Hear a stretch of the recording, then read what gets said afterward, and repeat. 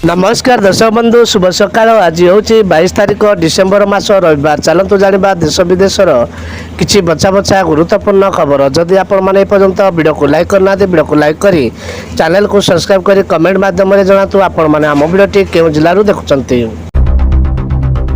बिजुली को नहीं आसीगला बड़ खबर। ओडिशा रे पुणी बढ़ी पारे बिजुली बिल 20 खाउटी गणिबे विद्युत दंड यूनिट पिछा 54 पैसा बढ़ावा को प्रस्ताव।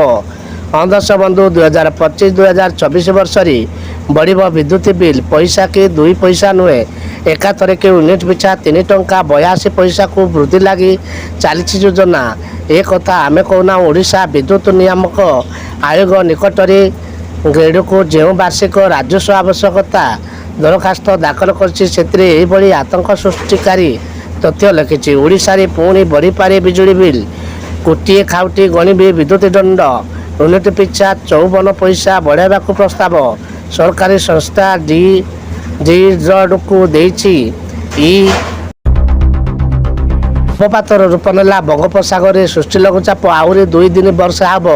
शीत दिन अति दिन वर्षा लोक जनजीवन को प्रभावित करछि।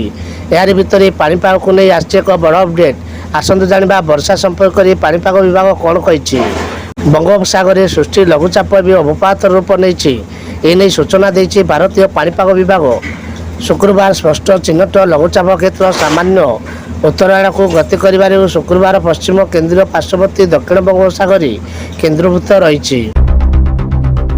पेट्रोल ना दर कमिला ना बढ़िला जानतु आज ताजा रेट। आज पेट्रोल डीजेल कौन रेट रही। आंतर्जातिक बजार औषधित तैल मूल्य परिवर्तन होते भारत में पेट्रोल और डीजेल मूल्य स्थिर रही।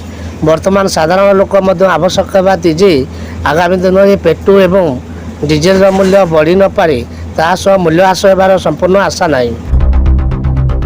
बड़ घोषणा कले सरकार। जनवरी मासरू प्रति मासरे हिताधिकारी को मिल राशन। राज्यर समस्त राशन कार्ड हिताधिकारी बड़ खबर। एणिकी 3 मास बदल मासिकिया राशन पाइबे हिताधिकारी।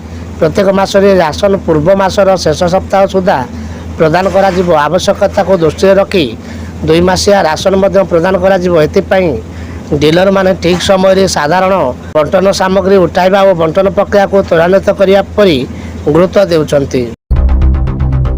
उच्चशिक्षा शिक्षा सेतु योजना गठन हेबो। राज्य जिला स्तरीय कमिटी है। राज्य पंचशखा सेतु योजना लागू हेबो। विद्यालय और गणशिक्षा विभाग तरफ एने विभक्ति जारी कर मो स्कूल अभियान परिचालना संगठन बदलाई पंचशखा शिक्षा सेतु संगठन नाम नामित कर मो स्कूल अभियान परिचालन संगठन समस्त अधिकार और पांठी कर्मचारी को पंचशिक्षा सेतु संगठन को आईनगत भाव हस्तांतर कर।